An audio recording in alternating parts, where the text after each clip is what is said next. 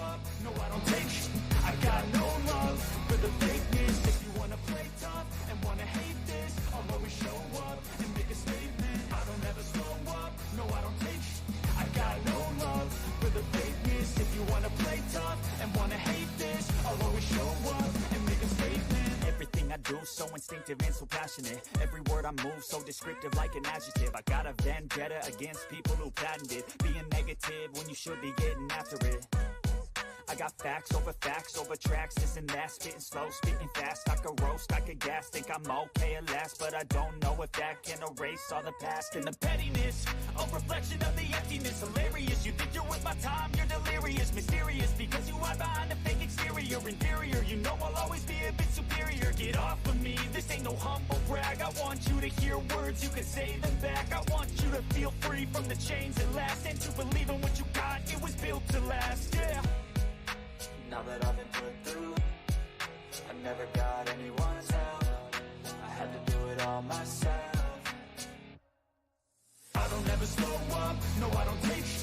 I got no love for the fakeness. If you wanna play tough and wanna hate this, I'll always show up and make a statement. I don't ever slow up, no I don't take sh**.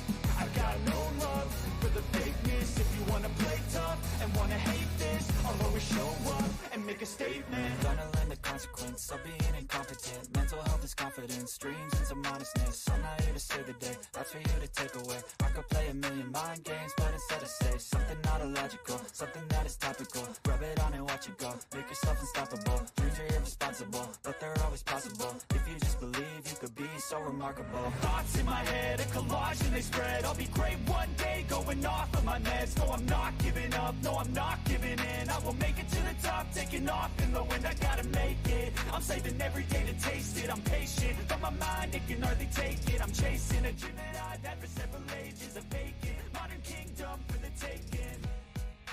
Now that I've been put through, I never got anyone's help. I had to do it all myself. I don't ever slow up, no I don't take sh**.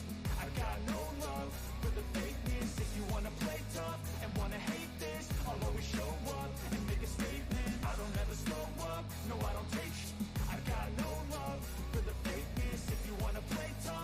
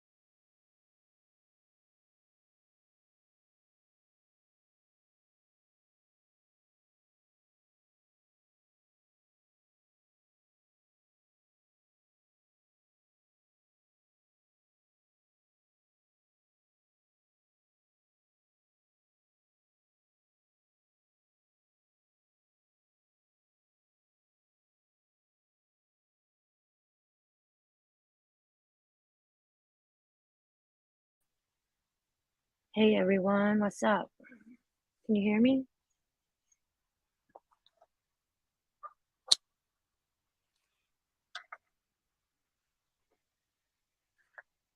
Allie, Marty, hi. I don't know if you're still here, Marty. Hey, Wacky Tacky. This freaking little dog. Just won't shut up. I don't know what she's barking at. Okay, how is everybody today? It's finally warmed up some here, thank God. Winnie, hush it.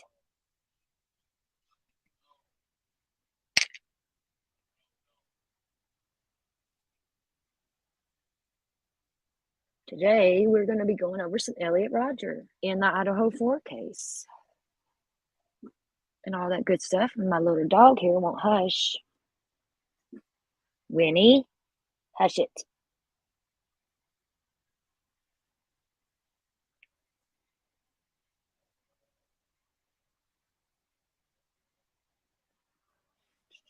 Let's see here.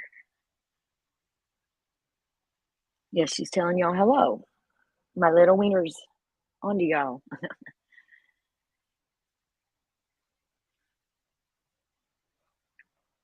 She barks if the damn wind blows outside, I swear. And once she gets stuck on something barking, she don't shut up. Frank, hey, bro. Oh, bro. Okay, first off, I got a lot I want to go over today. So, let me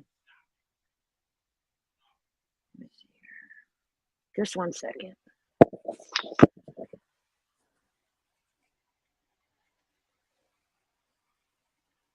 What's everybody up to today? It's fine Tuesday. We're going to watch a little documentary on Elliot Rodger. I do got it fast forward. So anybody that's interested in all this, just bear with me and let's watch this. And I will share the StreamYard link in case anybody wants to come up here.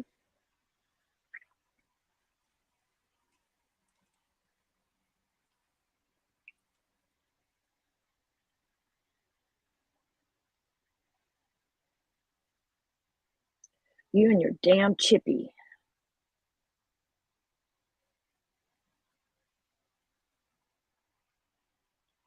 Frank loves him some chippy.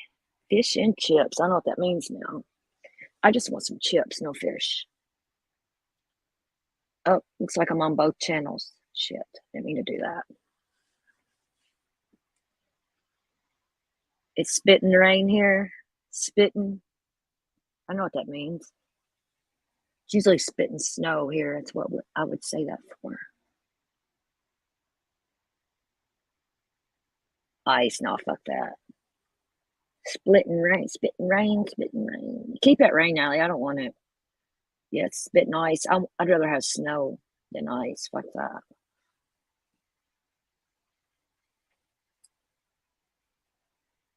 So, who is familiar with Elliot Rodger besides what I showed yesterday?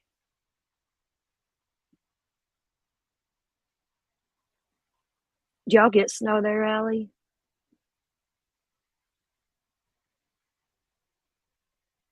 Okay, I'm going to jump into this. Let's get us rolling here. I actually came on time this time, kind of, you all. You should be proud of me. I made it.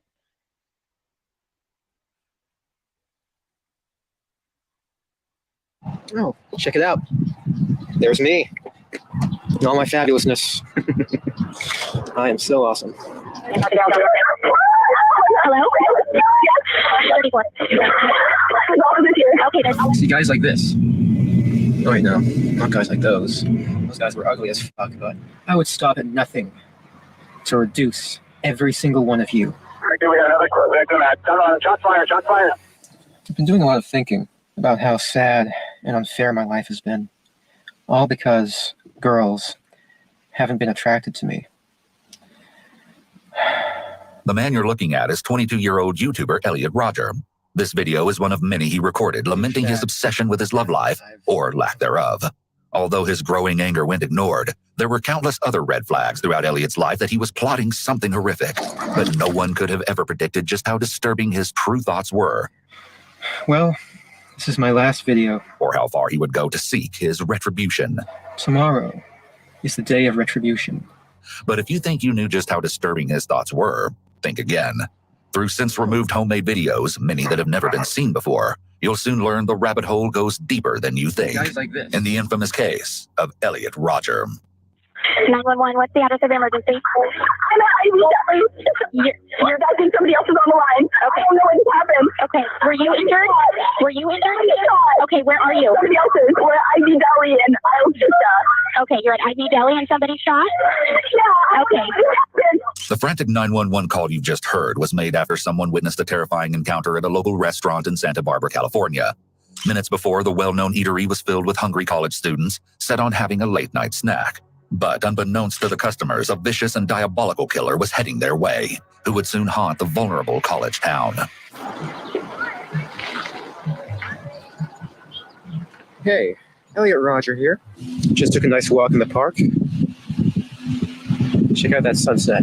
Today I'm at the golf course, though I don't actually play golf. I only come here to admire the whole beauty and serenity of the place. It's one of the few places where I can come and truly have a sense of escape. It's my place of refuge.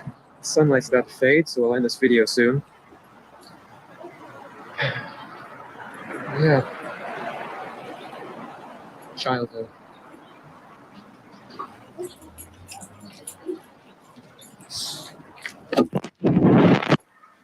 It all has to come to this. I'm 22 years old, and I'm still a virgin. I've never even kissed a girl.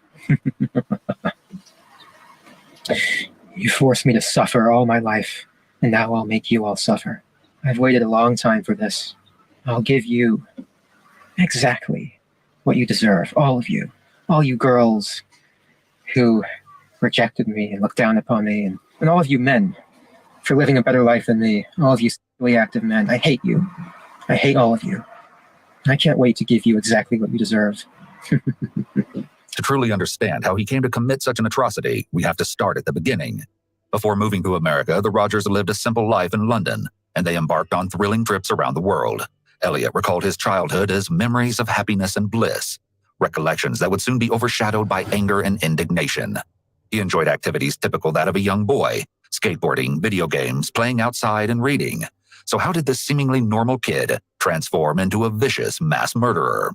Elliot Rodger here. And here I am at Serrania Park, the most significant place of my childhood. I wish I could be a kid again. Those were the happy years, and I could just live my life without realizing how cruel the world really is. According to Lee Jen Rodger, Elliot's mother, Elliot was a withdrawn and shy child growing up who enjoyed hanging out with his friends and family. My mom just ordered me the book I've been waiting for so long. This is so awesome. I'm going to read it now. He would often write down what he wished to say, rather than speaking aloud, possibly indicating that Elliot had developed social anxiety from an early age. After moving to America at the age of 5, Elliot's parents enrolled him in a private school where he made his first friend in the States, a young girl in the same class. Looking back, it was very ironic that his first friend after the move was a girl, considering that she would quickly become everything that Elliot despised. My parents used to always take me here when I was a kid. Back when my life was happy and fair. Back when I thought the world was fair. How naive I was. I was only an innocent child. Although Elliot would come to hate many people, his love for his family would remain. However, a few months after Elliot's 7th birthday, he was saddened to hear that his parents would be getting a divorce. Following the split, Peter Rodger, Elliot's father, introduced Elliot to a woman named Sumaya, his soon-to-be stepmother. Although Elliot thought it was very sudden that his father had found a new girlfriend, Elliot admired him for acquiring a fresh relationship as quickly as he did. This is when Elliot's mindset switched. He came to believe that being attractive meant you would achieve more in life, something he would continue to believe for the rest of his life.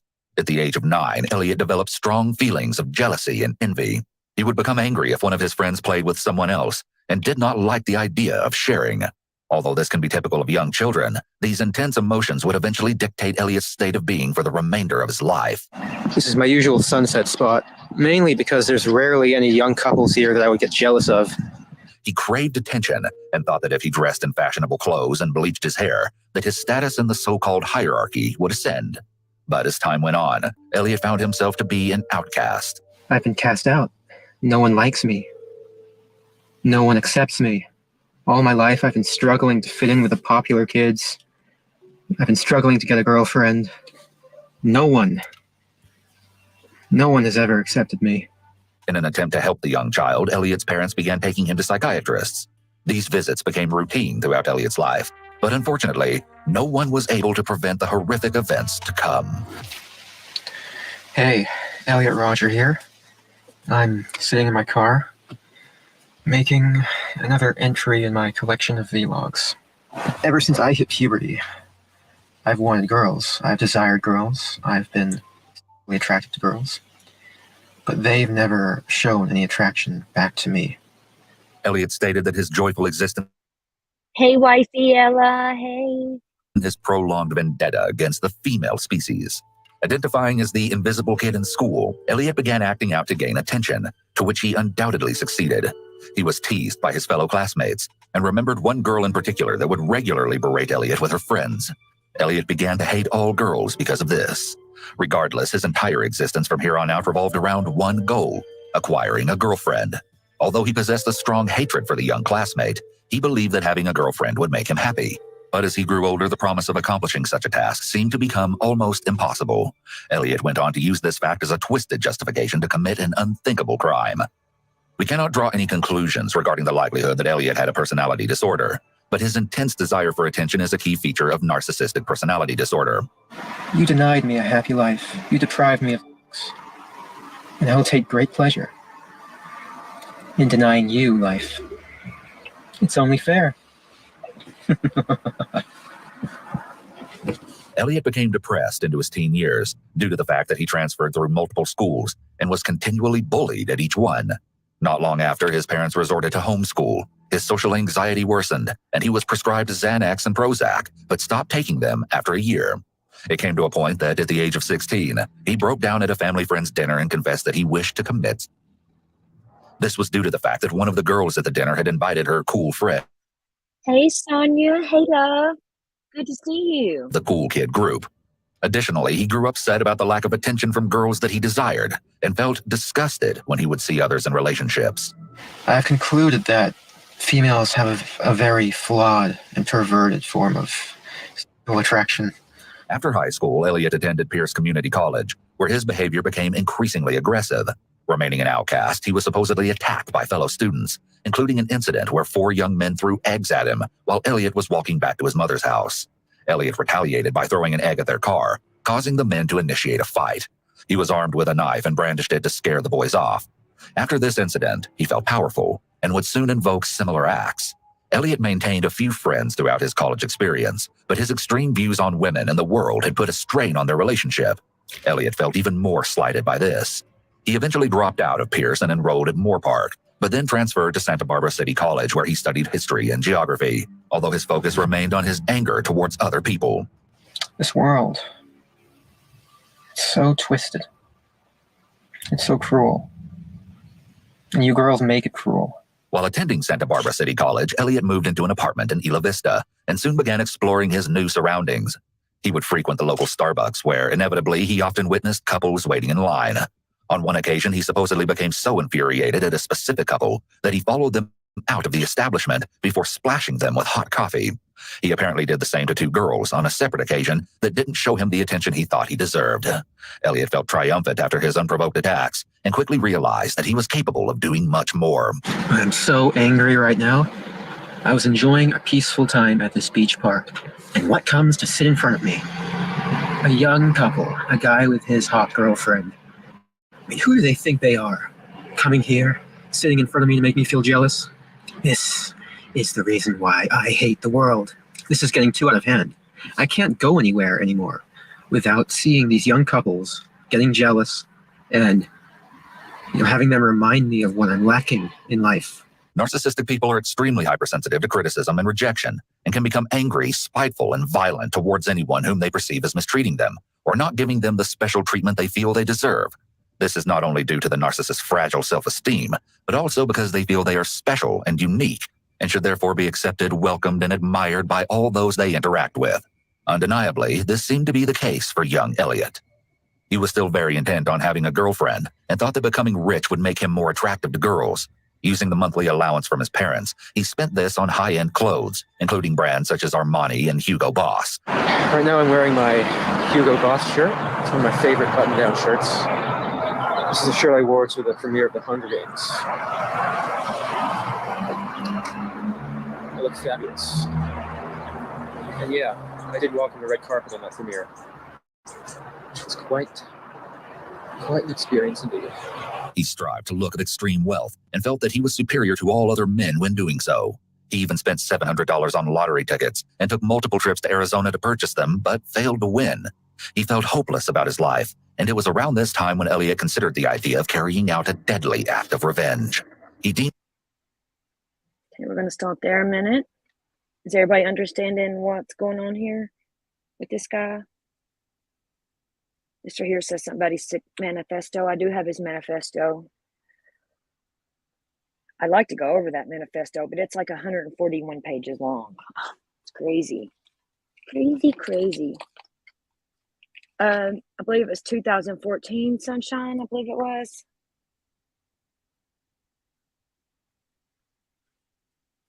(2012). Let me see. I can't remember exactly. I think it was May of 2014.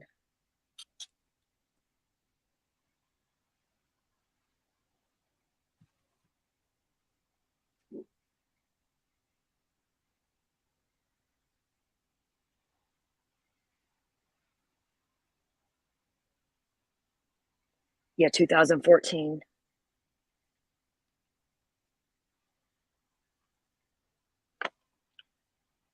May of 2014. He well, it'll tell it in this. It'll tell more about what he done. It's very interesting. Like, I had knew about this guy before this case, before the Idaho 4 case. Well, hi. Where'd you come from? Yep, Sonia. Yep. He's an incel. Elliot Rodger was an incel. Okay, let's continue. Hang on. I heard you saying, that's why I jumped up. You want to go over the manifesto? Yeah, it's too long though. No. How much do you love me? I don't know. Hush, Winnie. Well, I won't tell you what I found then. My wiener's talking to you. You got my wiener all uptight. Yeah, I found the manifesto in audio. Oh, that would be great. I thought about doing like a few-part series on it, going over so much every day or whatever. It's broke down into episodes, this is, but it's not on YouTube. It's not on anything like that. It's actually some podcast thing. I've never seen the site before, but I've got it and I have sent it to you. Okay. How long is it? Oh, you said it's in episodes? I only played to check what it was, and it's basically, do you know what you was basically it's the manifesto being read out, so saves you reading it out and all that, and it's broken down into episodes. If you could scroll down, there's like episodes, so you could record them and maybe upload 2 at a time as a video. Do you know what I mean? Yeah. Thank you. Well, that's what I do. Yeah, I've never seen a manifesto so long, though. 141 pages. It's crazy. But it's exactly what he wants to write, and it's exactly what he wants people to hear. It's like his whole life in his manifesto from the day he was born. Do you not see the links between him and Tate? No. The only difference is Tate got money. Tate had money, so Tate got to, and so he got to. Tate's pretty good looking though. He's not ugly. He's not. A lot of plastic surgery and all. True, but a lot of people disagree Tate's with got more money than him. Tate was born a millionaire. That's why he can sit there and tell us that he struggled growing up, but his dad was a millionaire. He went to private school. I know that. and he got bullied all his life. Ooh. Oh, you broke my phone. I didn't break nothing. Okay, can Oh, we God bless you. continue listening to this? Yeah, sorry, yeah. Okay. Okay, thank you. Thank you, Frank.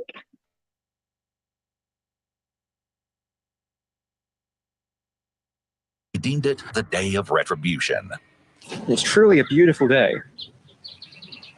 But, as I've always said, a beautiful environment is the darkest hell if you have to experience it all alone. And sadly, I've been alone for a very long time. I do everything I can to appear attractive to you. I dress nice. I'm sophisticated and magnificent. I have a nice car, a BMW. Well, it's nicer than 90% of the people in my college. You know, I'm polite. I'm the ultimate gentleman. And yet, you girls, you never give me a chance. I don't know why. You know, I put a lot of effort into dressing nice. These sunglasses here were $300. Giorgio Armani. So I'll put them on. See? I'm the guy you should be going for, not those obnoxious slobs you love so much. I don't know why you're not attracted to me. I don't know what you don't see in me. I'll make sure you all pay for it. Elliot's speech and mannerisms are similar to that of individuals with developmental delays, specifically autism spectrum disorder. The dialect can be recognized as monotone and flat, but in some cases it can be exaggerated with the use of very formal vocabulary, as is the case with Elliot. You've deprived me of love and affection all my life. And that's a declaration of war. If it's war you want, then war you shall have. Adults with autism spectrum disorder sometimes speak and behave in a manner that mimics a favorite TV or movie character. Elliot seemed to have been doing this as he appeared to be impersonating the words and facial expressions of an evil villain. It would later be confirmed that Elliot was diagnosed with Asperger's disorder, which is now known as autism spectrum disorder. But in no way does this correlate with his actions. I'm going to show you all a short little tour of this college town called Isla Vista. Every time I drive through this place, I am overcome with rage. Here it is. I'm approaching a street called Del Playa. So many beautiful girls walking around here. They would never give me a chance. See, look at that one. I just passed one. Here we go. Look at this. Groups of hot young sluts who would just reject me. And look at these douchebags right here. These assholes, these obnoxious little slobs. Those are the kind of guys that girls like, instead of magnificent gentlemen like myself. Hold on, let me check if I'm getting some good footage. Am I? To fuel his rage, he would also scour the streets of Isla Vista at night, hoping to find couples and beautiful young women to chastise from his car.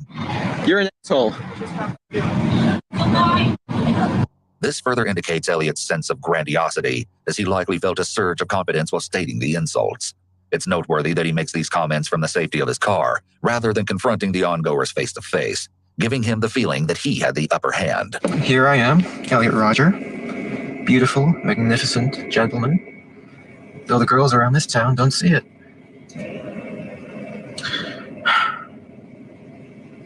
This world does not make sense.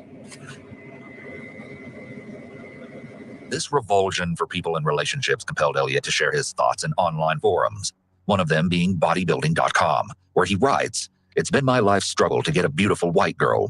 Along with this, authorities located several other posts written by Elliot that continue to expound his fury for women, such as "Women don't deserve rights," and "They are evil, sadistic beasts who whore themselves out to degenerate men and ignore the men who actually deserve them." There were about 28 pages filled with similar rhetoric, each post more hostile than the last. Look, that's the house I got beat up at when I walked in on a party. That was about almost a year ago now. The beating that Elliot referred to happened during the summer of 2013. While at a house party, Elliot was jumped by a group of college kids before being pushed off of a 10-foot balcony. He stated that they were trying to hurt him without reason, but the truth was later revealed that Elliot had attempted to shove multiple girls off of the balcony after making gestures to imitate shooting a gun towards the partygoers.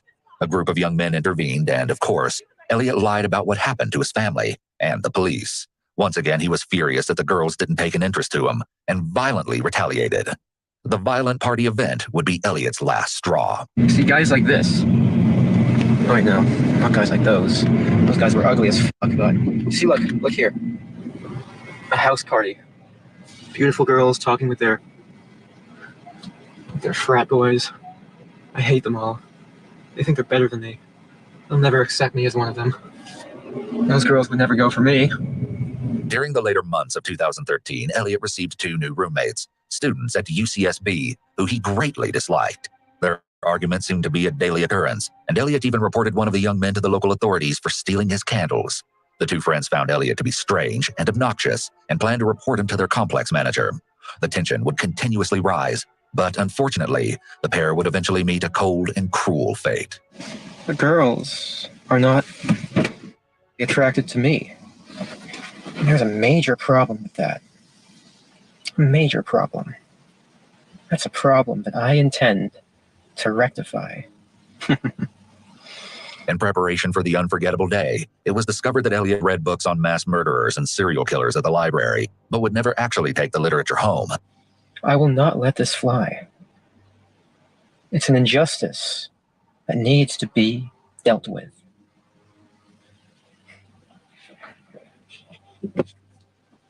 He would also research various torture equipment, such as Spanish Inquisition torture devices, but it was later revealed in a recovered document just how far he was willing to go to attain his satisfaction. Following Elliot's chilling preparation, the day had finally come for the twisted mind to take his revenge. Well, this is my last video. It all has to come to this. Tomorrow is the day of retribution. The day in which I will have my revenge against humanity, against all of you. Well, this is it. This is my last video.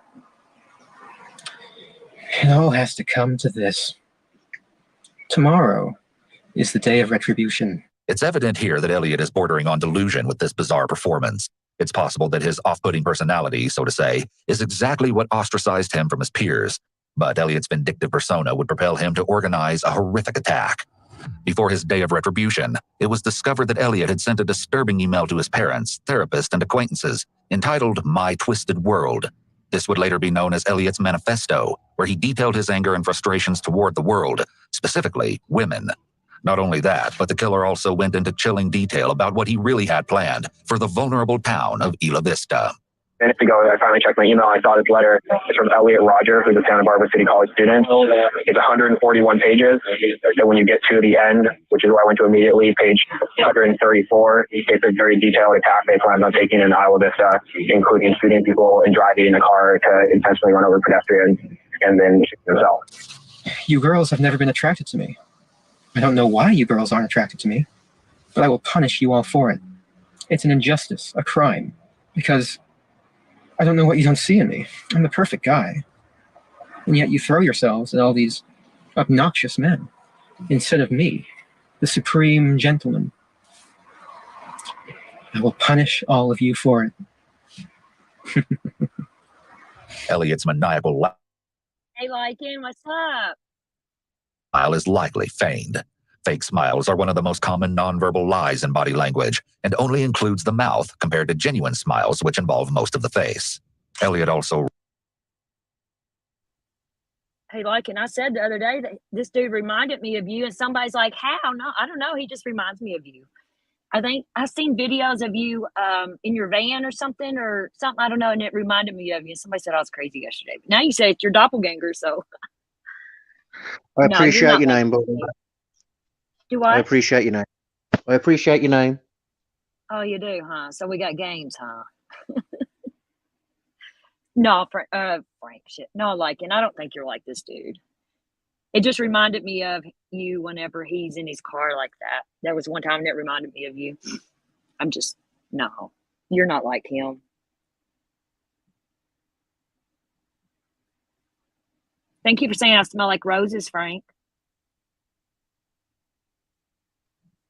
Well, we all know roses really smell like poo, according to Outcast.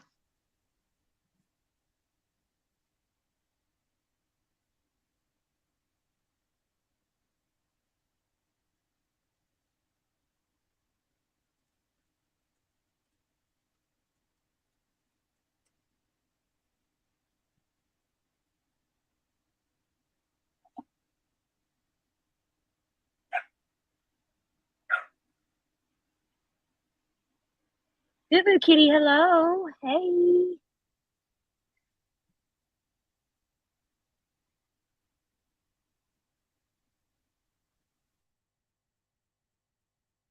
Wrote that he planned to kill his younger half-brother Jazz and stepmother Sumaya. He accredited this decision to his hatred for how Sumaya would supposedly mistreat him, and even though he mentioned that he and his half-brother had grown closer over the previous year, he could not bear the thought of having someone else live the life that he wanted. What are you doing, Jazz?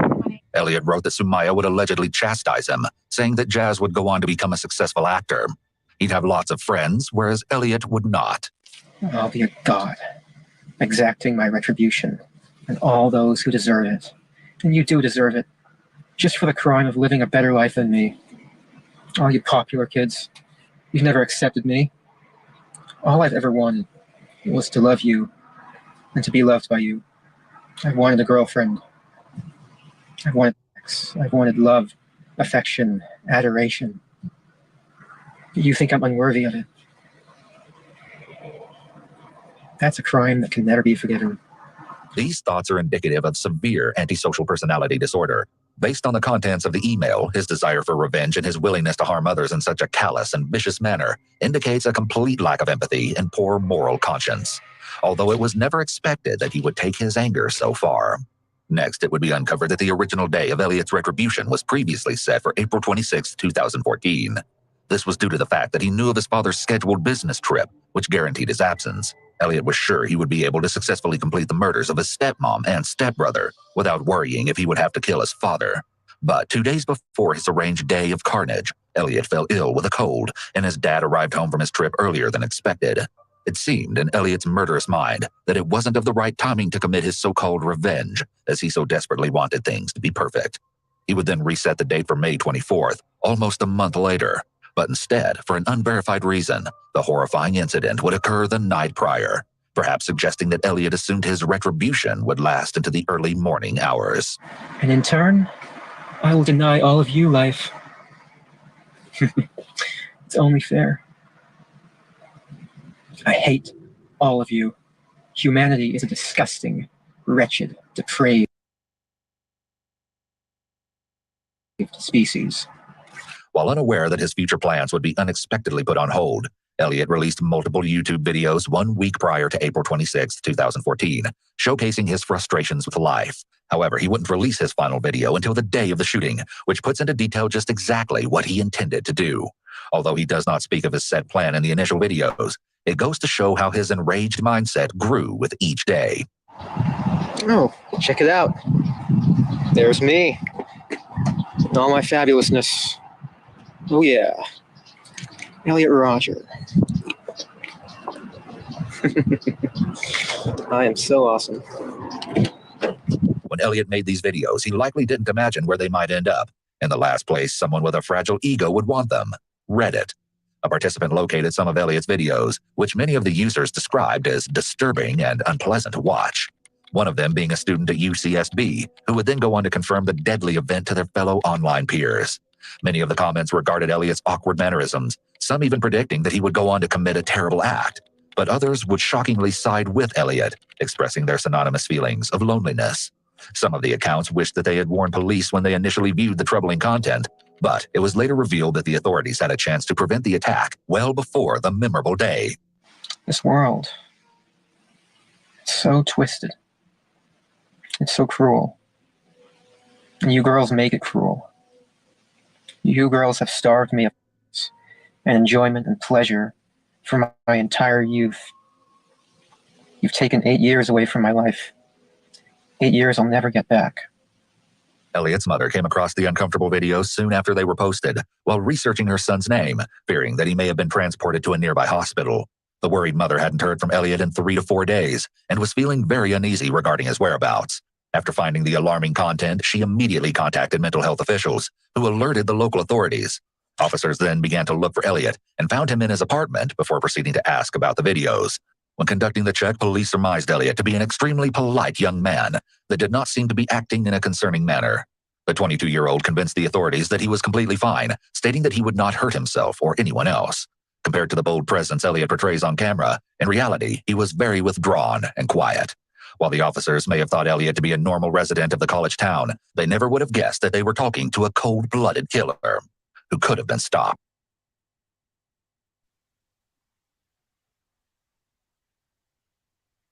Yeah, he could have done a lot. He wasn't bad looking, like somebody said above. He wasn't bad looking. I agree. Like, all he had to do is chill the fuck out. I mean, he could have got a woman. Everybody gets something, you know? I mean, there's ugly ass people that has 6 kids. They've been screwed 6 times at least. Come on.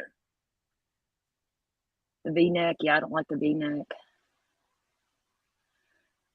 Like, and you know about incels. Is the way this dude was the way most incels are? I used to think you were an incel like it until I started digging on this dude.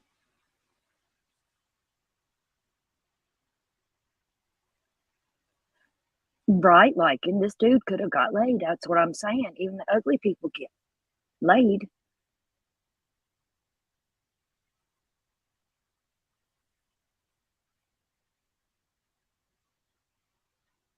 Oh, wow. That's crazy. That's crazy. Just think, y'all, there's so many other men that act like this.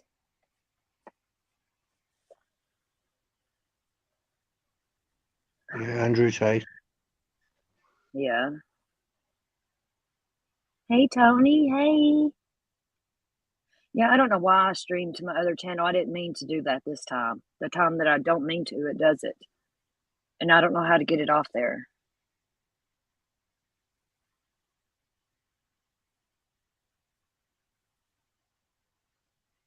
He's that anti-Andrew Tate.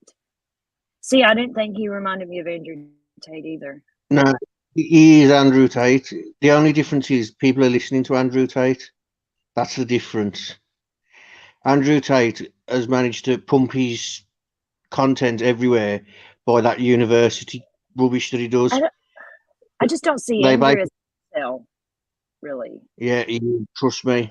Listen, that guy growing up was bullied. Like this dude. You know why? Because now he's got a platform. Well, he had a platform. If he didn't have the platform, he'd be doing something like this, I'm telling you.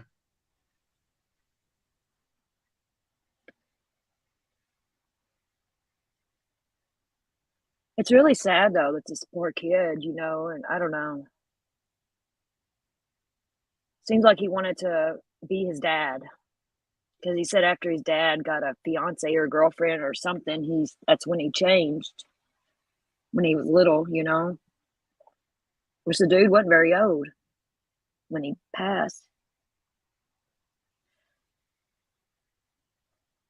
Yes, he's very angry. And girls can sense stuff like that with people. And when you're being fucking, your ego's huge and you think you're something and you're not. And girls can sense that. Yeah, sunshine. What, trafficking? I don't know.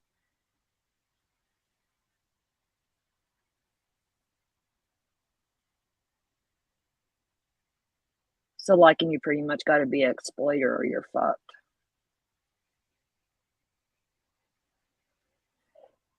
No, keep talking. I know you know about Elliot Rodger here.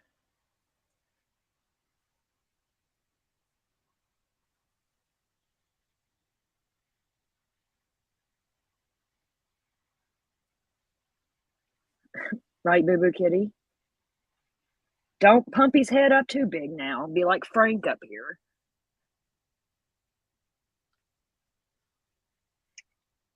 Frank and his big head. Little ears. What's with all the insults at me? You want me to insult you about your ears? You ain't got no ears. No, I said, what's with all the insults aimed at me? I've done nothing but good for you, and you're just tearing me down. It hurts my feelings. He didn't unalive his family, Tony. Here, we'll continue watching this documentary. We're almost done.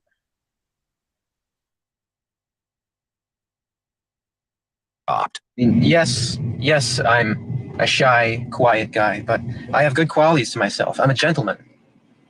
You know, I'm sophisticated. I'm polite. I have good values. And I can be fun too, if they just give me a chance to open up. But girls never give me a chance because they're evil and cruel like that. Although Elliot talked about his plan for the Day of Retribution in his most infamous video, he left out the horrific agenda that was supposed to take place one day before the actual attack. This included his idea of kidnapping, tormenting, and killing his victims within his apartment. He admitted that in order to do so, he must eliminate his 2 housemates so he can utilize the space for his diabolical activity. Next, he schemed to lure people in one by one, to which he alluded that monstrous acts would be performed. Unsurprisingly, Elliot stated that he would torture those he deemed attractive first. He detailed how he would pour boiling water on their bare skin, along with flaying, stripping, and cutting their flesh before removing their heads. Finally, Elliot wanted to disperse the severed body parts amongst the city streets, while simultaneously executing his bloody rampage. You will finally see that I am, in truth, the superior one. The true alpha male. To begin his day of terror, Elliot attacked and killed 19-year-old George Chin, a friend of his roommates. He left his body in the fetal position, surrounded by blood-ridden paper towels in the apartment bathroom. The autopsy report would identify that George had been stabbed approximately 94 times. Elliot then took out his rage on his 2 roommates, 20-year-olds Waihan Wong and Chen Hong. He attacked and killed them in one of the bedrooms, leaving their bodies face down with bed sheets and clothes over them. They too died from multiple stab wounds. Hours after taking the lives of his first 3 victims, Elliot took his evil plan to the streets of Isla Vista. It's unknown what exactly he was doing in the time between killing his roommates and when he was spotted next. He was apparently... Okay, I got a question for liking on this here. Sociopaths aren't born, though, are they? Isn't it psychopaths are born? Yeah, psychopaths are born. Psychopaths are born. Sociopath. Sociopaths is on their upraising and are made. Yeah, they tend to show signs of sociopathism when they turn like 16 to 18. Yeah, I thought that. So, yeah. He was born a psychopath. Psychopaths are born, yeah. How did I remember that? Because I thought I was a psychopath once. I still might be, I don't know. Yeah, I think you are. Yeah, I think so too. I think you made me a sociopath.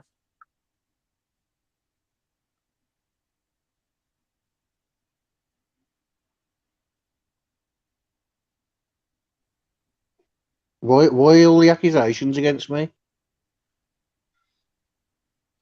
Just a nice boy trying to be a nice boy, and you're just horrible all the time to me.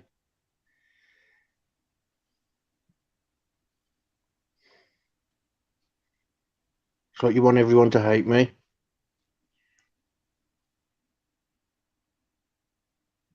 That's what I'm thinking, like, and said his mom raised him and spoiled him. He was a spoiled little rich kid. Then he seen his dad got a new girlfriend or something, and he got jealous of his dad having that new girlfriend, and he thought, well, if his dad can do it, he can do it. I think there's some narcissism, strong narcissism.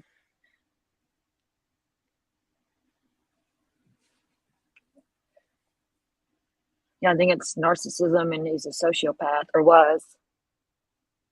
I don't think he was born. I don't know. Because his dad was famous or something, wasn't he? Or something to do with Hunger Games, or him and his dad. Yeah, his I dad- don't know. His dad was a producer. His dad was a Film producer of Hunger Games. No, his dad was a film producer. Oh, So something to there'd do have with been Hunger many. Games, though, too, wasn't he? Yeah, there'd have been many producers in Hunger Games. They put the money up, and then once the film's made, they get the majority of the cut. Oh, kind of like a commission. Yeah, I think he was just a spoiled little rich kid, and it turned him into this. Because he thought, just because he was spoiled and rich at home and he could get whatever he wanted with his mama, he thought he could get whatever he wanted in the real world. You know what I'm saying? And everybody owed him something.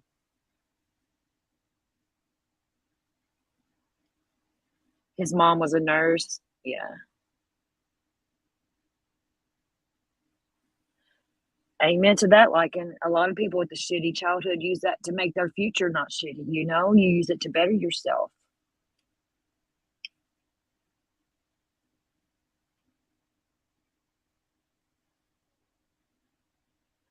His face was flawless. He was a cute little kid.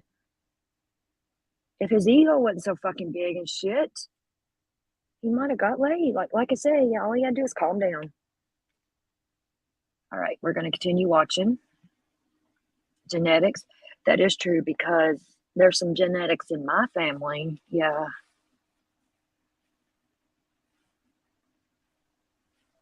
Family of psychopaths. Pretty much.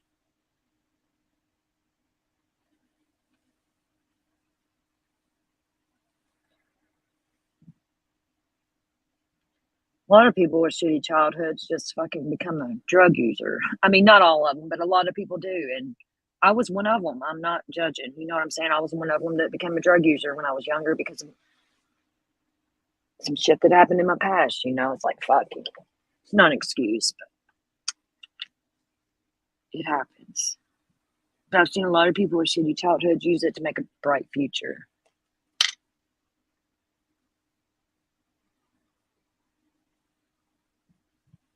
True liking it just maybe Kohlberger is the one this year, you know, that's going to be, because it's been what, 2012, 11 years.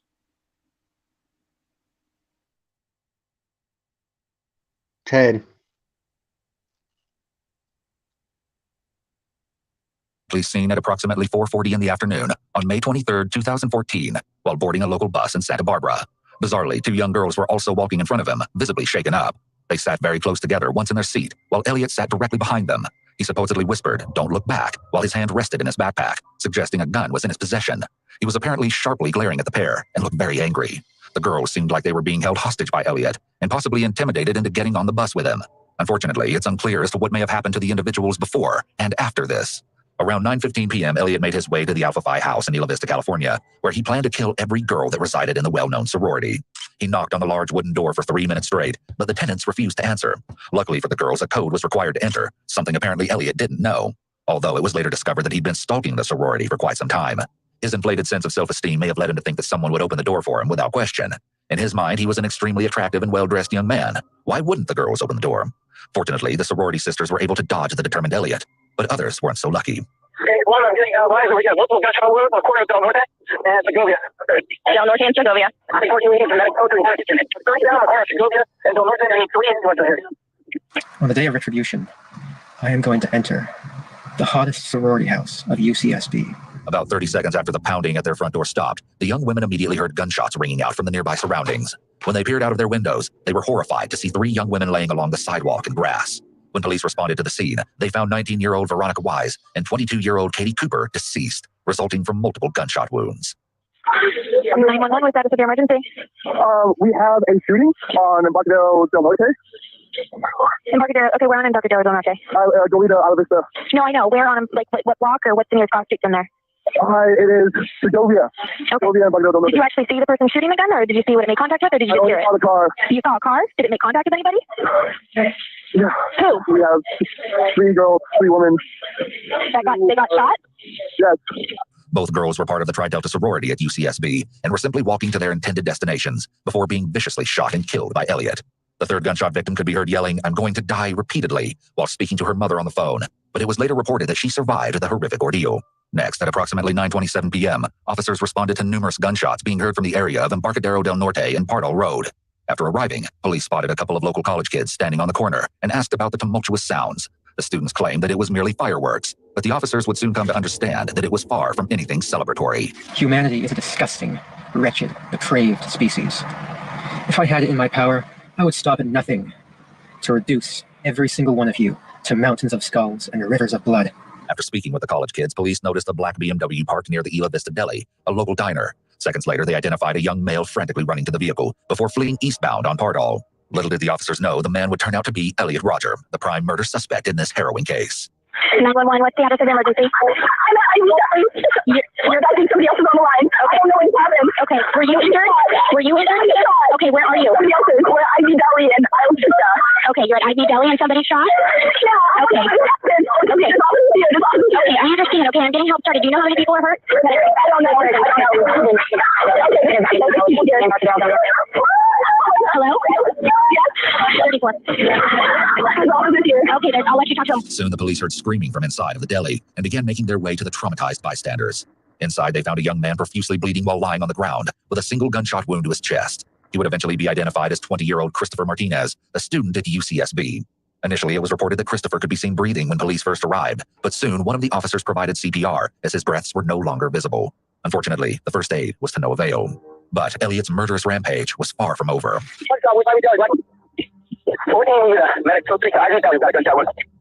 Elliot continued driving around the town of Isla Vista while simultaneously shooting the civilians and hitting them with his car, where he injured multiple people.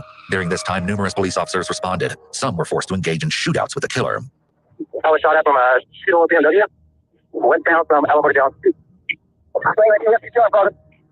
Keep down, progress. We have another gunshot. Shots fired, shots fired. The first shootout took place on Del Playa Road, where Elliot fired his weapon at one of the authorities from his BMW. Taking shelter between two parked cars, the officer was forced to shoot back in defense, but was unable to stop him. Next, Elliot traveled along Sabato Tarde Road while shooting his handgun out of his window at passing citizens.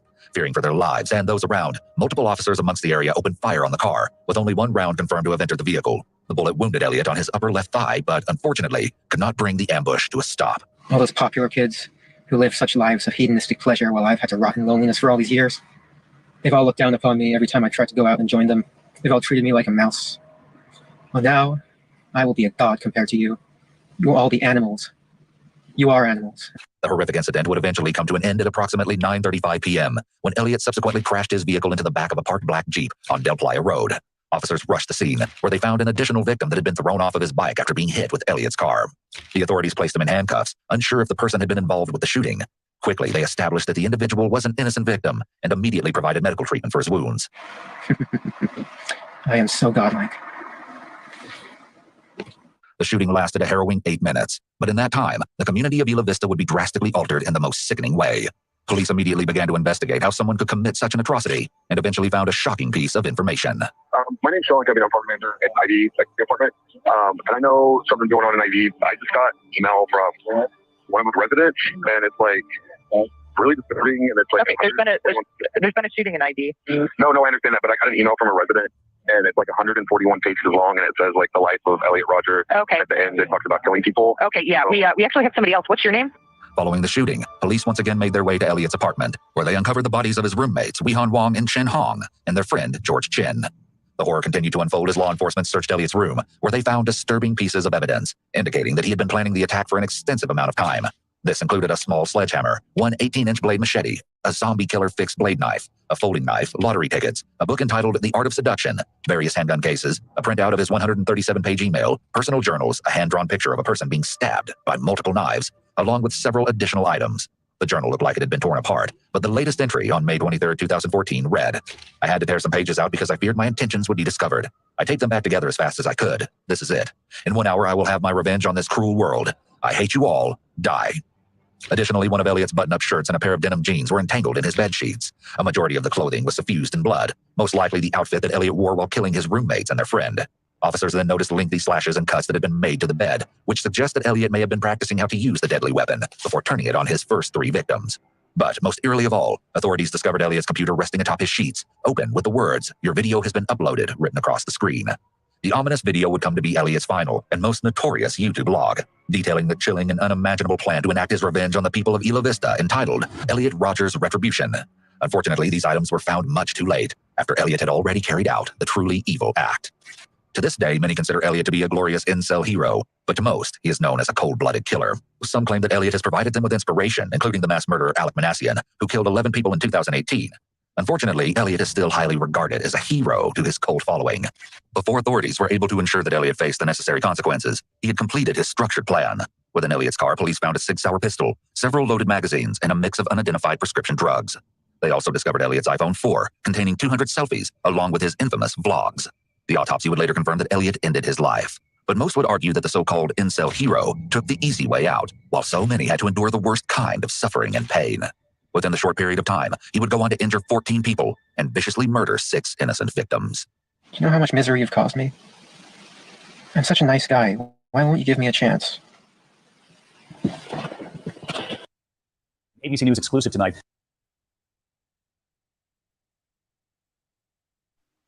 Okay, that's over. Now we're going to watch this little short one here on his father. Slow it down a little bit.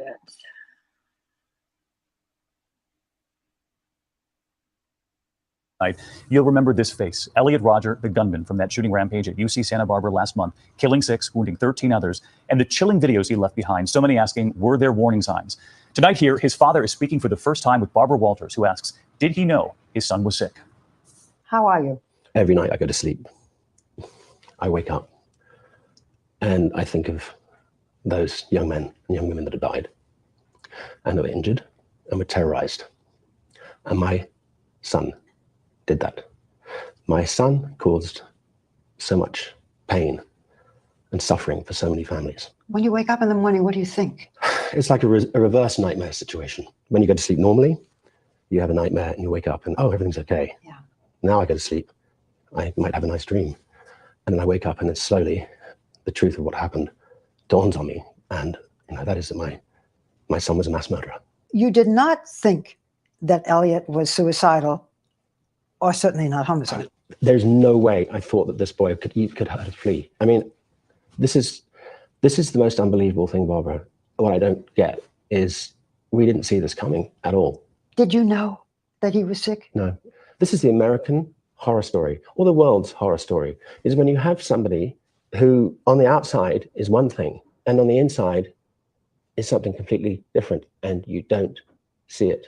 And Barbara's with us here now. And Barbara, I wanted to get back to something he just said to you. He said, we didn't see this coming at all. And a lot of people at home are going to say, we saw the videos of that boy. How did they not see any warning signs? Well, they knew their son was troubled. They even thought that he might want to take his own life. They never thought that he would want to kill others. Yeah, this is going to frighten a lot of people. Much more tomorrow night. In the meantime, you told us you'd be back time and again with special assignments, and it's great to have you back tonight. You're not done with me yet. On the phone, I have Lenny Shaw. He knew Elliot Rodger. Lenny, I want to talk to you first.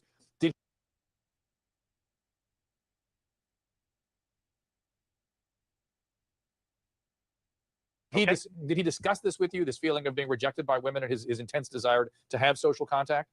Oh, yes. I saw Elliot, met Elliot about maybe 7 or 8 times, maybe at the most 10 times. And yes, that was a nearly constant refrain of his. Now, my understanding is that he complained about not having social interaction, yet the evidence of it, say, in his calendar is that he was busy all day in social interactions, and other kids tried to reach out to him, and he was the one rather being sort of rejecting. Did you see that sort of thing? Well, he was. You would immediately see how awkward he was in just about any situation, and how shy he was, and how he was kind of afraid to mix in. Now, let me just quickly add, he didn't talk about his unusual, to put it mildly, feelings about women to just about anyone. Our mutual friends had indicated that I was cool, and so he felt free to express his wilder fantasies. Did you ever try to get him to mental health professionals? Did you ever want to report him to police? It was not. I didn't feel that I knew him well enough. I did not know his family at all. Our mutual friends were people about his age. I met. These were former students of mine who are now adults. Were they concerned about him? Oh, they were always concerned about him. And Lenny, my understanding is that when you heard this happen in Isla Vista, you knew immediately it was him. Oh, yes. I knew immediately it was him. Yeah. Go ahead, Sam. Yeah, Lenny. Okay, so this guy that we see in his manifesto and in his video, he seems very confident, but then we also hear people describe him as awkward and shy. Was he a combination of both? Was he the guy that you saw in the video, or did you see a different version of Elliot? Well, he was both of those things, but he was also.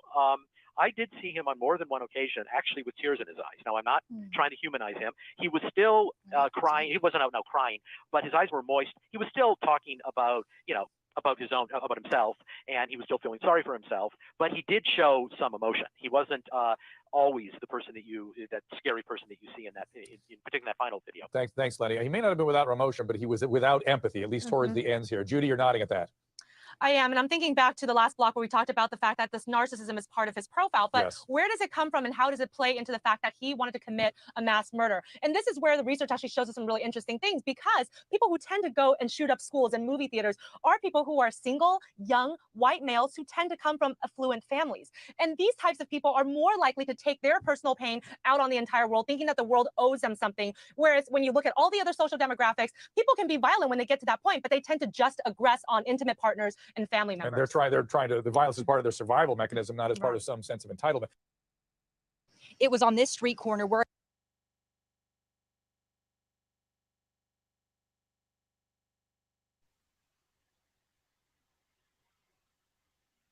There was his dad.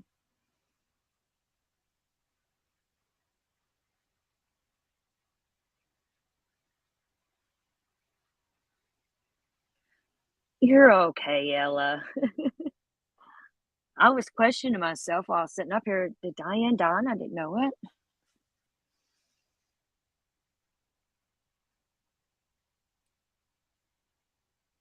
This next one we're going to listen to is a survivor from the shooting. But we just watched his dad. His dad, I don't know. He didn't, I don't know.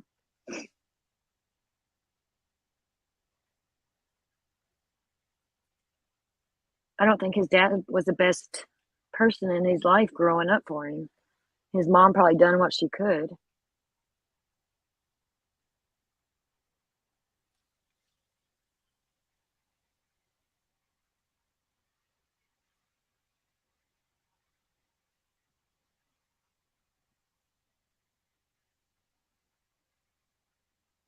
Where I met Sierra Swartz just a half hour after she was shot at Friday night. She was crying and didn't fully understand what happened to her.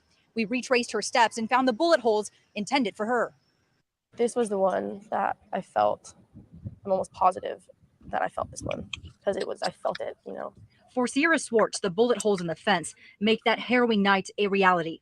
The night 22-year-old Elliot Rodger went on a rampage. And then he lifted up like a little black pistol and I just thought it was like an airsoft gun or something. So I was like, hey, like, what up? And I turned around and I started walking the other way. That walk turned into a run for her life after more shots were fired at her. She turned the corner onto Del Playa Drive and ran into the first open door she saw. I just ran inside. I just ran in their house and I was like, I just got shot at. Please, like, just let me hang out here for a second. Ryan Gerard and his two friends were on the couch when Swartz and an older homeless man asked to take shelter. She was crying, saying, he has a gun, and ran right into our house. They locked the doors, turned off all the lights, and called 911. I think we did the best job we could have done. In the light of day, a bullet was found lodged in the side of their house. The night of the shooting, Swartz was walking down the street back to her house just a block away. That's when she saw the black BMW drive up beside her with Rodger in the driver's seat. So he did it so nonchalantly. He was just driving, he smiled at me, and then he said something, and then he just like lifted up like this and just started shooting. She didn't know 6 people had already been killed when the gun was pointed at her. The fact that I could remember feeling the wind pass through my face, like I didn't even know that happened in a gunshot. She says she's feeling everything from sad, angry to empty, and left the small college town to cope back home in San Diego. As for Gerard, he hasn't slept at his home, fearing the worst. It's always fine during the day, but when it gets dark again, you kind of get this eerie feeling that it's all going to happen over again, and that when you're sitting there, you kind of think you're going to see this girl and this old man run through the fence again, and it's really nerve-wracking. Sierra Swartz and Ryan Gerard have not seen each other since that night. They said once a few days goes by, they'd like to see each other again, this time under different circumstances. Reporting in Isla Vista, I'm Victoria Sanchez.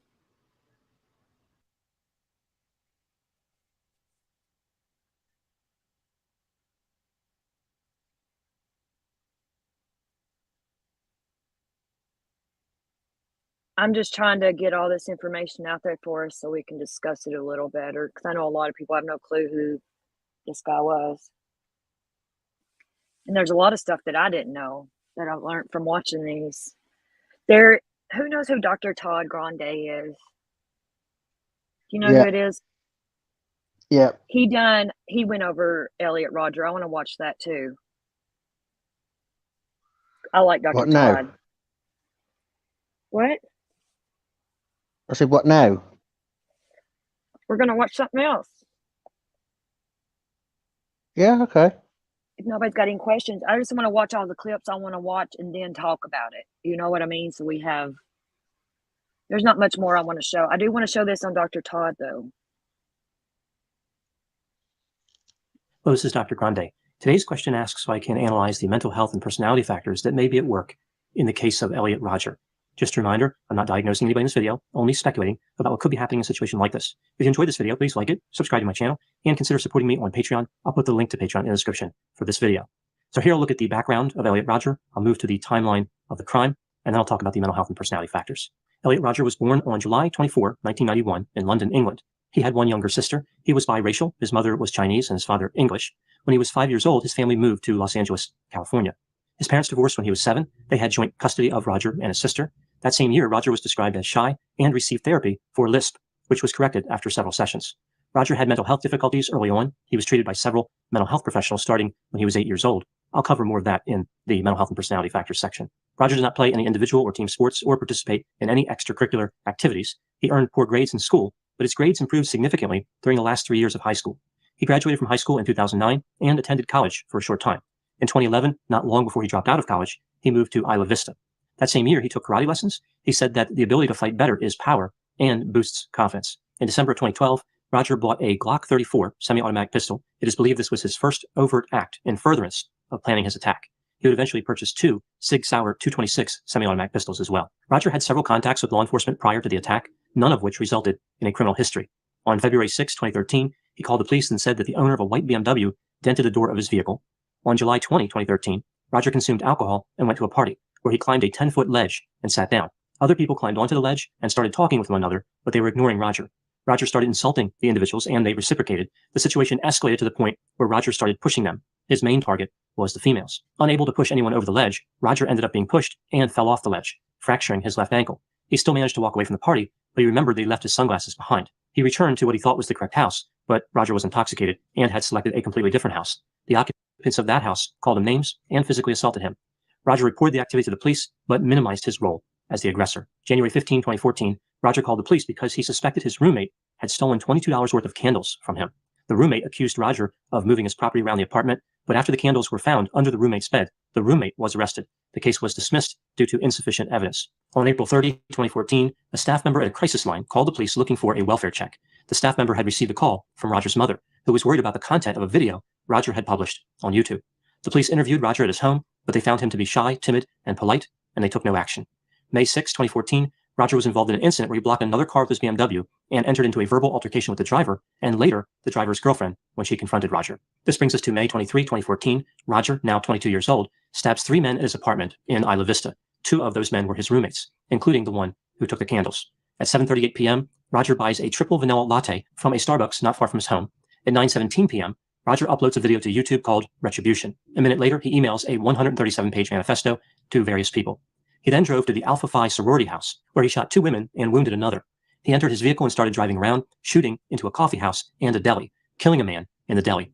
He continued his rampage by shooting at people and hitting people with his vehicle. He exchanged gunfire with the police on 2 occasions. He was shot in the hip during the second exchange. He crashed his BMW at an intersection. The police would find Roger dead in that vehicle from a self-inflicted gunshot wound at 9:35 p.m. In addition to the 6 homicides, Roger injured 14 people, 7 from gunfire and 7 from blunt trauma. He had hit them with his vehicle. Now moving to the mental health and personality factors. Roger had a long history of mental health difficulties. At age 7, Roger would make good eye contact with people when speaking, but he wouldn't really talk unless somebody asked him a direct question. He preferred to write information down on paper rather than talking.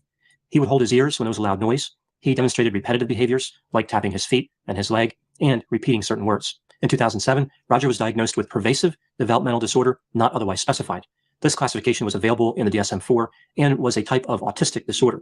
The equivalent disorder in the DSM-5 would be autism spectrum disorder. It is also believed that Roger was depressed and anxious. He took various medications to treat those conditions. Let's take a look at some of Roger's behavioral characteristics. It was said that he was possessive of his property. He also appeared to be legalistic, like that whole thing with the candles, and obsessing over dents in his car. He was a very picky eater. He didn't like anything gooey. When he was young, he did not act out when he was angry. Rather, he would tense his entire body and clench his teeth. In this regard, there weren't many warning signs that Roger would become a killer. He didn't get in fights, hurt animals, set fires, or otherwise damage property. He often mentioned how he envied other people because they were living a better life than he was. He was specifically frustrated with romantic couples. He would take cell phone videos of couples in his community who were bothering him and avoid restaurants where a lot of couples would be dining. I'm going to guess he didn't have any special affection for Valentine's Day. He stayed in shape. He ate healthy and exercised. He also wore designer clothing and expensive sunglasses. He wanted to appear wealthy. Roger believed that entry-level jobs were beneath him. He didn't want to get involved in any type of menial work. For a time when he was a teenager, he did work for a friend doing construction, although much of his money came from an allowance his father gave him and funds from other family members.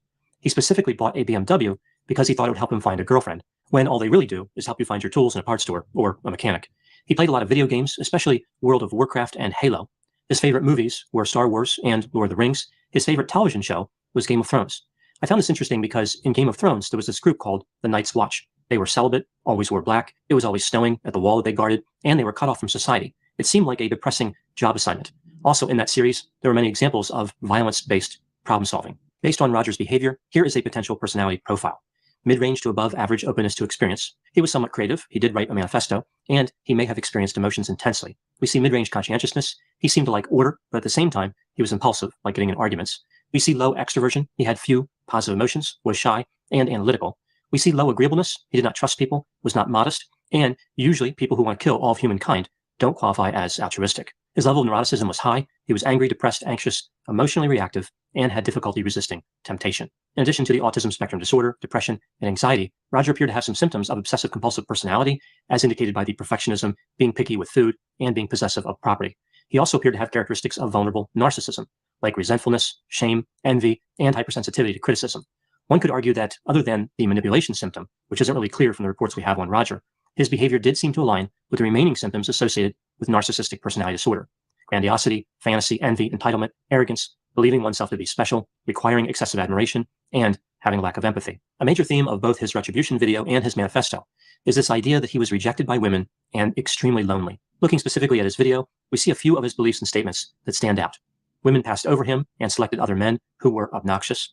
Roger believed himself to be superior to those men. He called himself the supreme gentleman. He was denied sexual relationships with women. He felt this denial was criminal, and society needed to pay for it. He was going to give those offenders exactly what they deserved. He talked about how people made him suffer, and how now he was going to make them suffer. He had an intense hatred of everybody, but especially of women and men who were with women. He believed that committing homicide would prove that he was an alpha male, and it would make him a god. He said that if he had the power, he would annihilate everyone on the planet. The content of his video indicates that he was extremely angry and despondent about rejection, but his mannerisms seem unusual based on the content of his narrative. He had this weird, forced laugh, and he was deliberate and spoke at a consistent rate throughout the video. He was incredibly calm for somebody who was about to commit multiple homicides.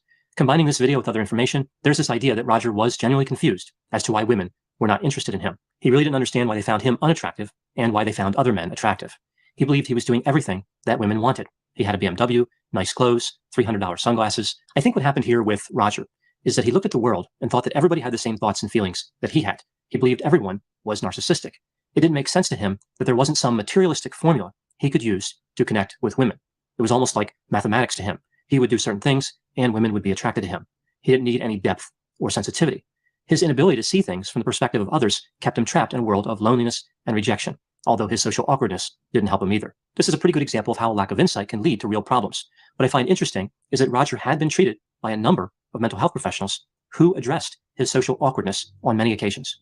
I think that Roger simply couldn't reach a point where he could see how others viewed him. His vulnerable narcissism allowed the anger to stay inside him for a long time, building up like a pressure cooker. It was probably the decision to end his own life that opened up the possibility of revenge. This allowed him to carry out the attack.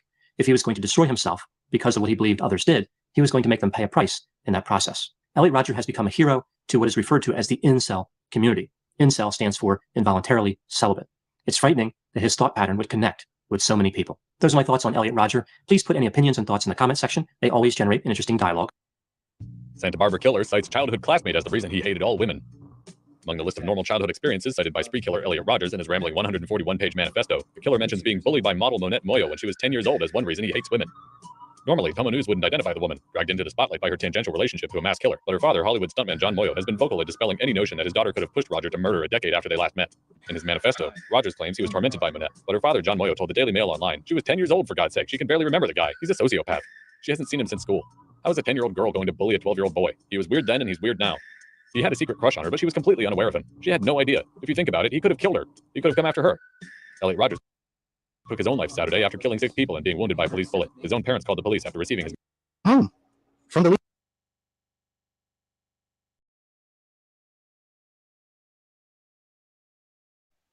I do have a couple more things I want to share, but we'll wait on that. Just a minute.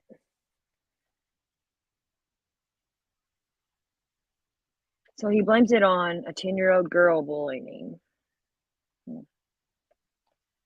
They said he was a sociopath. Lycan was right. Let's see here. Hold on.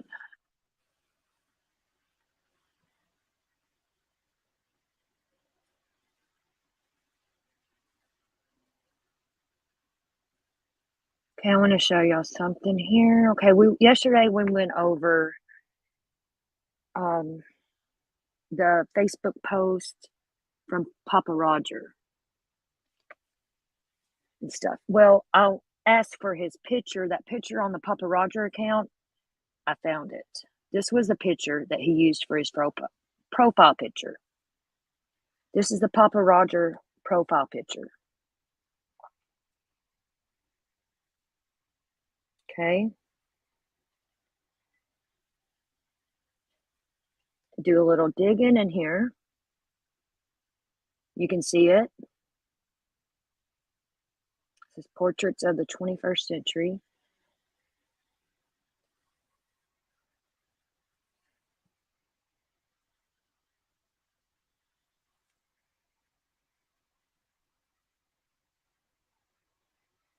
Here's the history behind that portrait.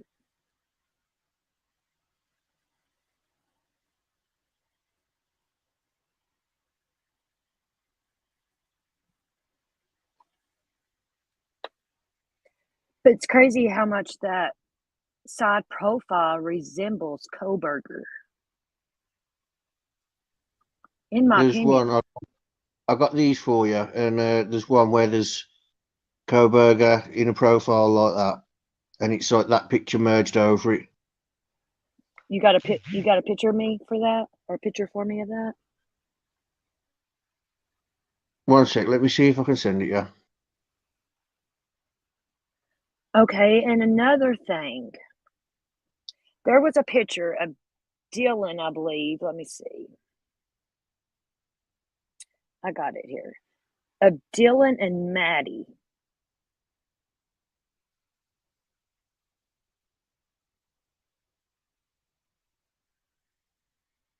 Hold on a second.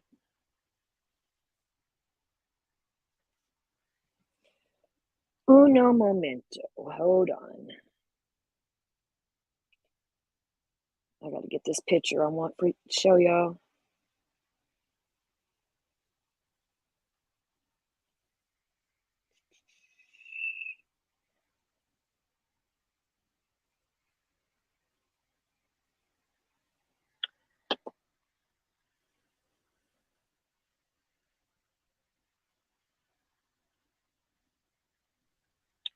Okay, I didn't download them, but I did look at them. If you Google it, Papa Roger, and then I put Kohberger, pressed images, and then I clicked on the image like that, and then you got one of them next to each other, and then you got one where they're merged, and it's just on Google.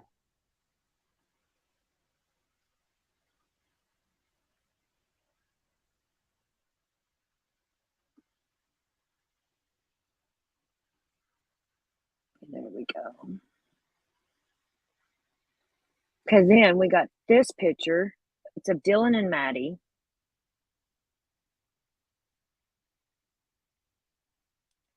And y'all see that chair in the back? That fold-up chair, that logo is circled.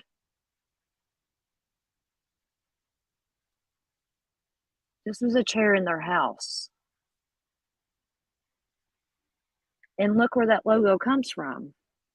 I'm not saying it's anything connected. It's just something that, well, that ain't a very clear picture, but Washington State University. That's the logo for there. Do we know anybody that went to school there? Besides Kohberger? No, someone, yeah. Oh, I was gonna say we know. Thingy. Well, no, he still goes to that university. I was gonna say Ethan didn't actually live there, did he? But he still went to that university, did he? Yeah, he went to Idaho. Oh, no, that chair could have been from anybody at any time. You know what I mean? As many people in that house, but I don't know. I just thought that was weird.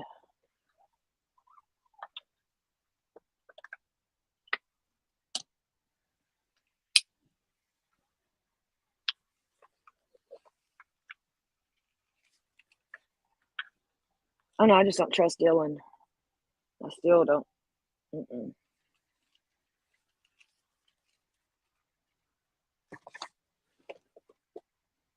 But again, here's that picture of that Papa Roger account. And he spells Roger the same way, whoever it is, as Elliot Rodgers spelled his name.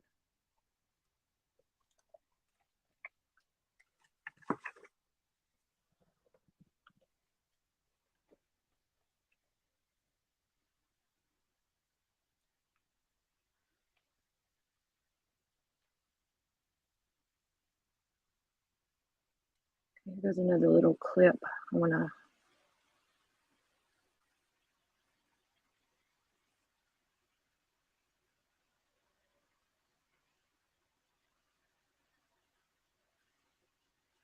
No, not that.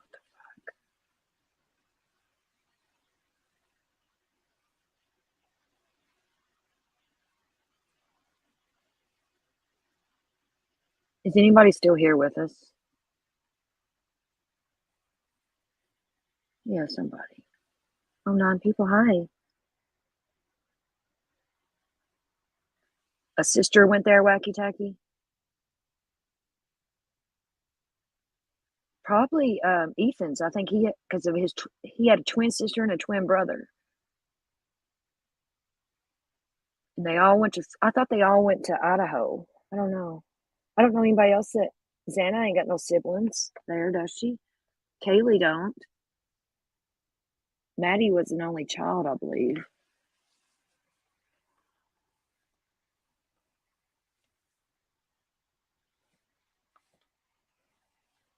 Yeah, the triplets, they all went to the same school. Yeah, because I remember in the vigil or whatever they had, the mom said that all their kids are being vandals now. They all passed it on. I guess her and their dad used to be vandals too. I don't know. Yeah, that chair was just weird. I know there's a picture of Brian going around at the memorial, but that's been debunked by what's he called? One of the news reporters, because he actually took a picture of the guy. There. No, the guy that's the pictures that are going around. The news presenter took a picture of the guy face on, and he looks nothing like Brian. Yeah, I seen all that. I never got into that. I didn't believe that.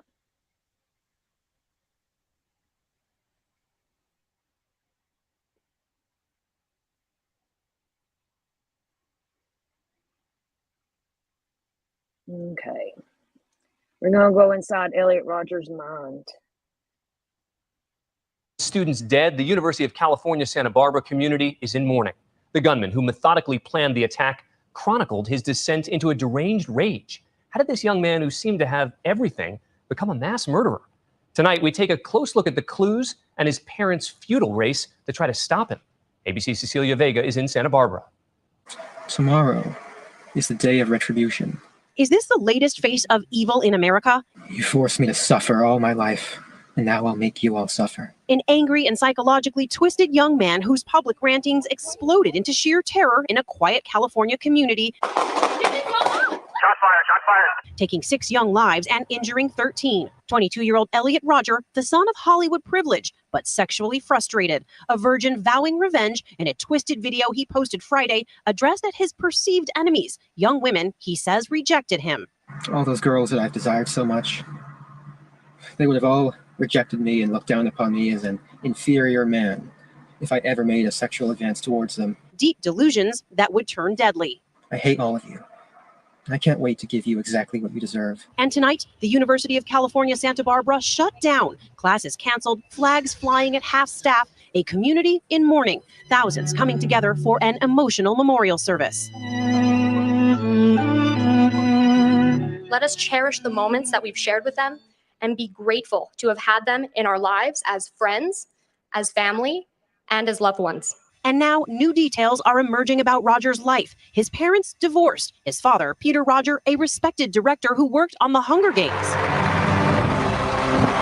But their son, Elliot, lived his life as an angry outsider. A family spokesman telling ABC News Rodger had been in therapy from 9 years old. But this painfully shy young man creating on video what he couldn't in life. I've waited a long time for this. Is the killer's attempt to recreate his persona in a sympathetic way and in a way where he can get understanding, relevance, meaning, where his life has no meaning at all. This was a plan years in the making, executed methodically. The apparent revenge fantasy set in motion Friday night at 9:17 p.m. Elliot Rodger's therapist calls Elliot's mother Chin, alerting her to an email from her son with a manifesto called My Twisted World.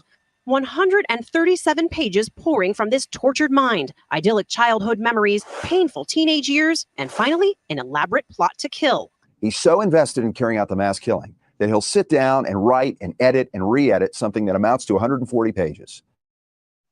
Me too, Ella. And mobilize to a degree that this becomes a project, an ambition, a career path. His mother, alarmed, checked her son's YouTube channel. Immediately, she called her ex-husband, and they raced to Santa Barbara, saying they call police along the way. But it's too late. The first 3 victims already dead. Roger's 2 roommates, James Cheng, Yuan Hong, and George Chen, along with their friend, Wai-Han David Wong, all stabbed to death in this apartment building. A death too terrible for George Chen's parents to even contemplate. I just don't know why this happened to our son. It's crazy. This just doesn't make any sense. At 9:27 p.m., the first reports of a mass shooting underway. Shots fired, shots fired. Just as soon as we heard the noise, it was so close and just so terrifying. Roger's next target, a sorority. He says to take revenge against all the girls who he believed rejected him. After I've annihilated every single girl in the sorority house, I'll take to the streets of Isla Vista and slay every single person I see there. This young man seems to have had a complete lack of skills and ability to interact with anybody, let alone the opposite sex. He banged on the door of Alpha Phi. When nobody let him in, he shot 3 women around the corner, killing 2, Catherine Cooper and Veronica Weiss. But Roger's rampage wasn't over. 9:30 p.m., he opens fire at this deli filled with students. Surveillance video shows people diving for cover. I honestly thought that was my last moment. I thought I was going to die. His final victim, Christopher Michaels Martinez. I gave him CPR for 10 minutes before the paramedics showed up. Our son was the most important thing in the world to all of us. He was our only child, and he was so much a part of our lives. It's hard to imagine how things are going to be like now that he's gone. At the end, Roger, driving in his black BMW, plowed down bikers and indiscriminately shot pedestrians. Some guy ran in our house bleeding everywhere. He said he got run over by a car. Nick Pasachuk was skateboarding with friends when Roger rammed into him, sending him flying in the air. Both his legs are broken. His left leg was completely shattered. By 9:33, it was over. Roger and police in a gunfight. The killer drives away, but then crashes his BMW, apparently turning the gun on himself. Police say they found 400 rounds of ammunition in Roger's car, and that he carried out his shootings with legally purchased semi-automatic handguns. He was under psychiatric care, his parents saying they did everything they could to help a shy, reclusive son, even reporting his disturbing videos to police last month. Police went to his home, but say they found no cause to search it or order a mental evaluation. Because of the narrowness of the law, danger to self, others, or grave disability, those officers acted in accordance with the law. But in his manifesto, Roger wrote, "If the police would have searched my room, found all of my guns and weapons, I would have been thrown in jail, denied of the chance to exact revenge on my enemies." Thankfully, that wasn't the case, but it was so close. The problem is that we send the authorities, who are not mental health professionals, to check on this young man, and it takes a very trained eye and a lot of skill to decide whether or not this person is a risk to hurting themselves or hurting others. His anger at sexual rejection morphing to misogynistic diatribes.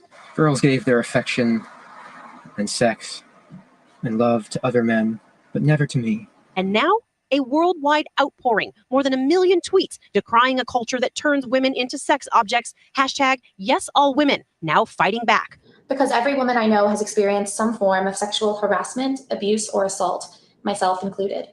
And on campus tonight, remembering those lost, sharing the pain, and searching for answers. If you agree that the people in Washington should hear that not one more person should have to die because of this ridiculous situation, then when I raise my hand, I want you to shout so loud that they're going to hear you. Not one more! Not one more! For Nightline, I'm Cecilia Vega in Santa Barbara, California.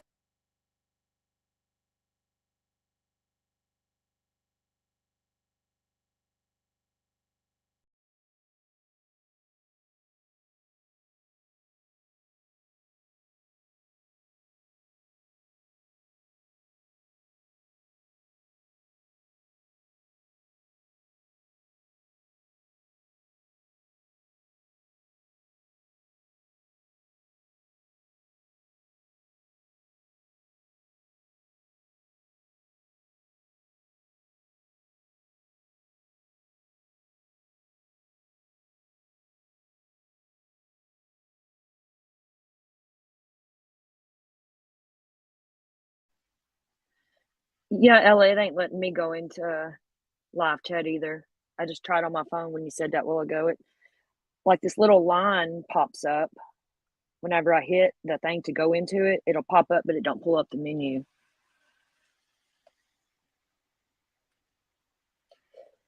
So could we have a copycat killer here with Brian Koberger trying to copy this dude?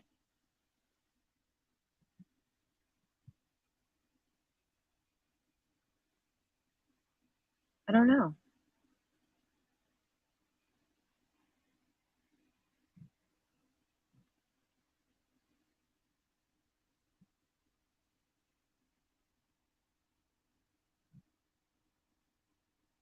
So yeah, like I say it is iPhones.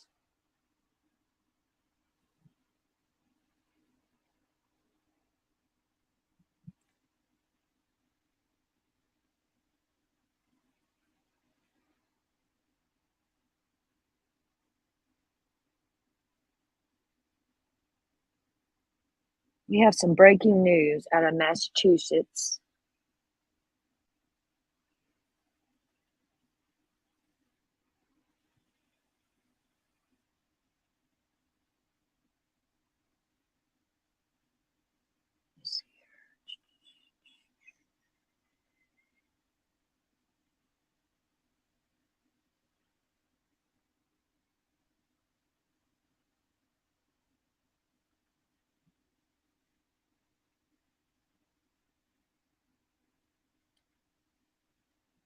Brian Walsh has been charged with the murder of missing mom, Anna Walsh, that we've been talking about.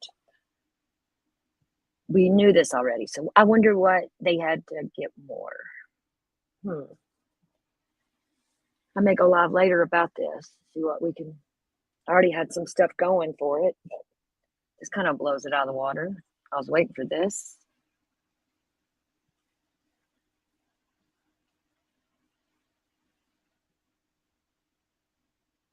Yeah, he didn't go after anyone else, but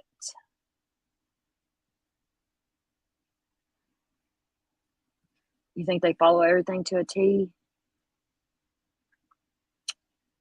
I don't know. It's just weird in the names and the picture, and I just don't believe in coincidences, and there's a lot of coincidences with this.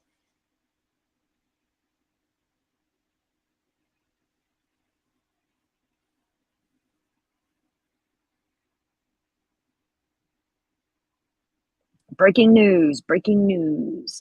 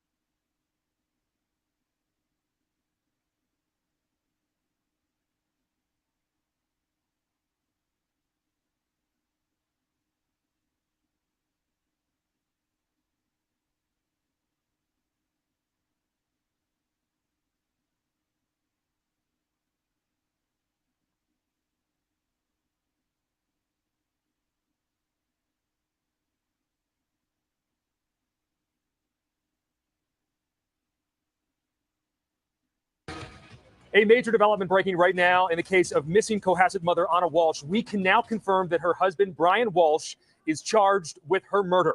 Again, he's been charged with her murder. The warrant against Walsh issued moments ago by a clerk magistrate in Quincy District Court. Brian Walsh had previously been charged with misleading investigators regarding the disappearance of his wife. This all started when Anna Walsh, the mother of 3 young boys, was reported missing on January 4th.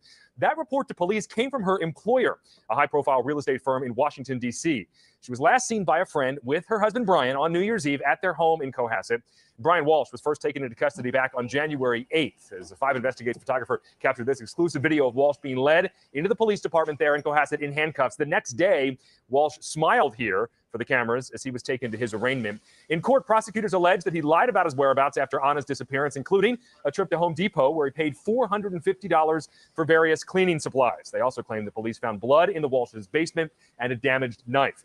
5 Investigates has learned that a search of a transfer station in Peabody in this case, which is not far from his mother's home in Swampscott, resulted in the discovery of a bloody rug, a tarp, and a hacksaw. All of those, we understand, were tested for DNA evidence. Again now, the news just in, Brian Walsh, officially charged in the murder of his wife, who's been missing, Anna Walsh. We expect to learn more in the hours ahead. Of course, we're tracking every angle on this. We've got a crew of reporters on this story today. Stay with News Center 5, WCVB.com.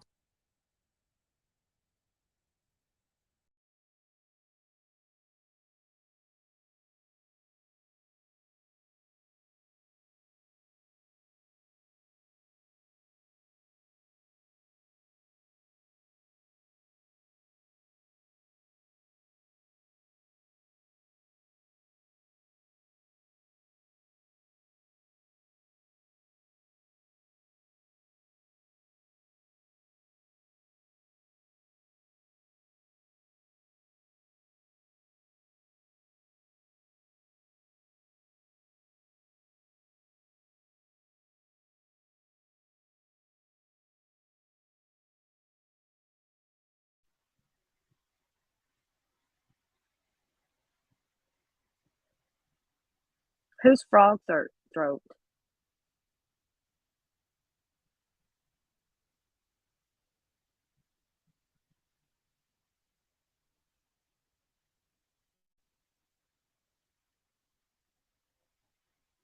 No, I'm not muted. I'm just looking. All right, well, I think I'm gonna end this one and start another one for Anna Walsh. I want to go over that, and I don't want to do it on this live.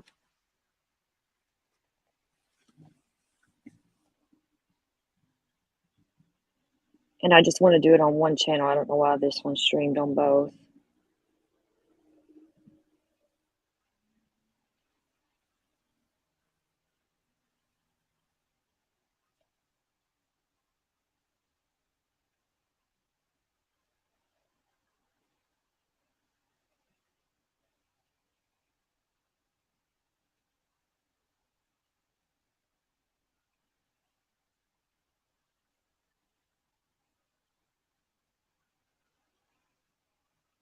Just a second.